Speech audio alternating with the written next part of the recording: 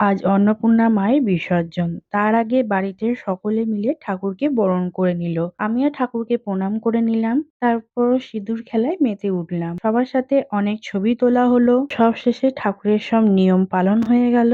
তারপর ঠাকুরকে লরিতে তোলা হলো। আমরাও লরিতে উঠে পড়লাম। সবাই মিলে আনন্দে বলতে বলতে যাচ্ছিলাম অন্নপূর্ণা মাই কি জয়। রাস্তায় অনেক জ্যাম ছিল, কারণ আজ ছিল রামনবমী। পথে দেখলাম আরো অনেকেই ঠাকুর বিসর্জন দিতে যাচ্ছে। আমরা পৌঁছে গেলাম গঙ্গার ঘাটে।